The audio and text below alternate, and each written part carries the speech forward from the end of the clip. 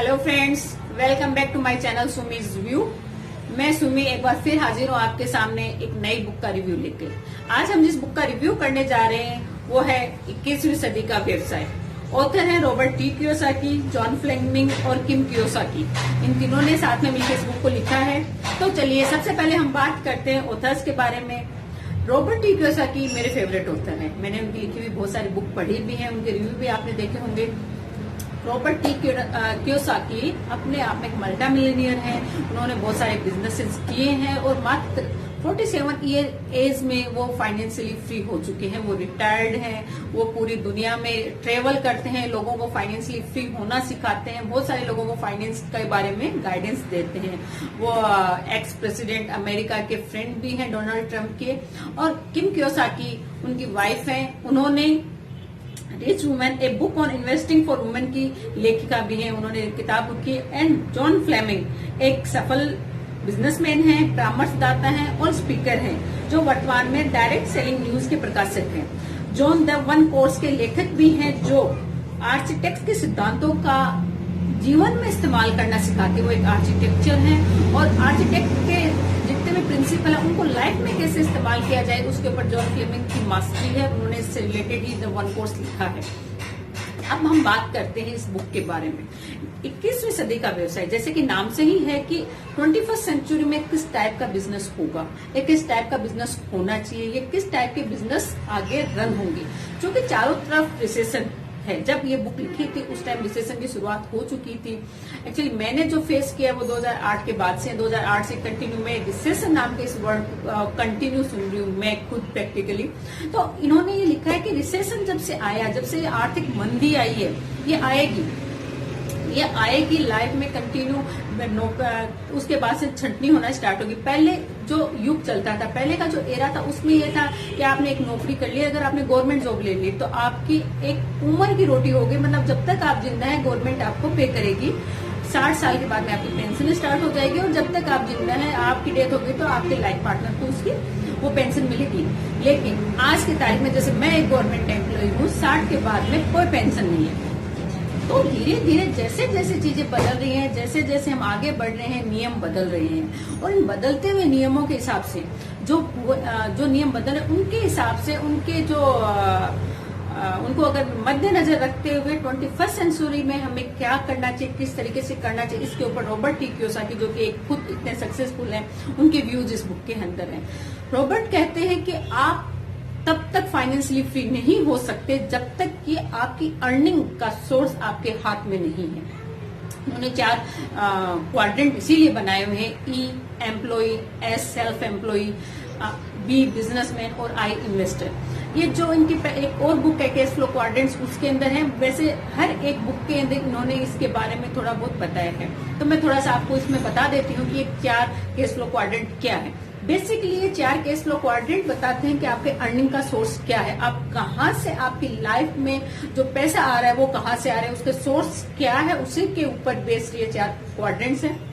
ही employ, चाहे आप government के लिए काम कर रहे हैं, चाहे आप किसी भी प्राइवेट संस्था के लिए काम कर रहे हैं, आप एम्प्लॉय हैं जो पूरे महीने भर काम करते हैं और आपको एक सैलरी मिलती है। दूसरा सेल्फ एम्प्लॉय, वो इससे थोड़ा सा आगे होता है। वो किसी और तो कोई उसका बॉस नहीं होता, वो खुद अपने बॉस होते हैं, लेकिन वो भी एक बाउंडेड होते हैं। जब तक वो सीट पे बैठे हैं तभी तक वो कमा सकते हैं, चाहे कितना भी बड़ा डॉक्टर हो, कितना भी बड़ा सीए हो, वकील हो, कोई भी हो।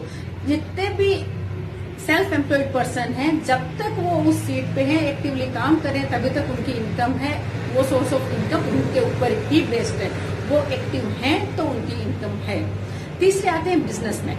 बिजनेसमैन वो होते हैं जो पैसा बनाते हैं, जो एक्चुअली पैसा बनाते हैं। कम से कम जो रॉबर्ट ने बताया है कि कम से कम अगर आपकी बिजनेस में या आप जो भी काम कर रहे हैं उसमें अगर 500 से ज्यादा लोग आपके नीचे काम कर रहे हैं तो आप एक बिजनेसमैन हो। और चौथे आते हैं इन्वेस्टर्स, जो पैसे से पैसा बनाते हैं, जो पैसे को इन्वेस्ट करते हैं उससे कमाते हैं। उसके अलावा जिनके अंदर गॉड गिफ्ट होता है, जैसे कोई साइंटिस्ट हुए, ऑथर हुए, सिंगर हुए, कि जिन्होंने एक काम एक बार किया और उससे उनको एक रेगुलर इनकम हुई। इस तरीके से 4 क्वाड्रेंट में 4 तरीके के लोग हैं और पूरी दुनिया इन्हीं चारों में विभाजित है। अब आप कौन से क्वाड्रेंट में हैं, मेन चीज ये है, मेन मुद्दा ये है। रिसेशन आएगा, मंदी आएगी, तेजी आएगी, लेकिन आप उससे अफेक्टेड होंगे या नहीं होंगे ये आप पे डिपेंड करता है कि आप कौन से क्वाड्रेंट में हैं। अगर आप नौकरी छोड़ने का या नौकरी बदलने का सोच रहे हो तो आप क्वाड्रेंट नहीं चेंज कर रहे हो, आप हाँ एक बोझ से दूसरे बोझ के नीचे शिफ्ट हो रहे हो। और अगर आप सही में क्वाड्रेंट बदलना चाहते हो तो उसके लिए आपको क्या करना चाहिए, 21वीं सेंचुरी में वो कौन सी संभावनाएं हैं जो आप कर सकते हैं और कैसे आप बढ़ सकते हैं, उसी के रिगार्डिंग ये बुक है। बेसिकली ये बुक एक तरीके से आप बोल सकते हो केस स्टडी है नेटवर्क मार्केटिंग के बारे में। रॉबर्ट कभी किसी नेटवर्क मार्केटिंग कंपनी को न तो उन्होंने कभी ज्वाइन किया है, न वो किसी नेटवर्क मार्केटिंग में काम करते हैं। ये वो इंसान है जिन्होंने बाहर से इस बिजनेस को देखा है, इस बिजनेस मॉडल को स्टडी किया है, बहुत अच्छे से स्टडी किया है और जॉन फ्लेमिंग के साथ में एक कन्वर्सेशन के रूप में इन्होंने इस बुक को लिखा है। ये बुक 3 पार्ट में डिवाइडेड है। फर्स्ट पार्ट में इन्होंने जो भी अपनी अर्थव्यवस्था है या जो भी इकोनॉमी है उसमें क्या चेंजेस आ रहे हैं, पहले क्या थे, अभी धीरे धीरे आगे क्या चेंजेस आ रहे हैं, रिसेशन का क्या फर्क पड़ रहा है, पहले 52 पेजेस। मैं हर एक इंसान को रिकमेंड करती हूँ कि चाहे आप कुछ करें या ना करें, लेकिन अगर आपको थोड़ा भी अपना दिमाग खोल के सीखने की, देखने की, समझने की जरूरत है कि हम कहाँ हैं, आप प्रेजेंट में कहाँ पे स्टैंड करते हैं, आपको आगे कहाँ जाने की जरूरी है, तो 52 पेजेस तक इस बुक को जरूर पढ़ें।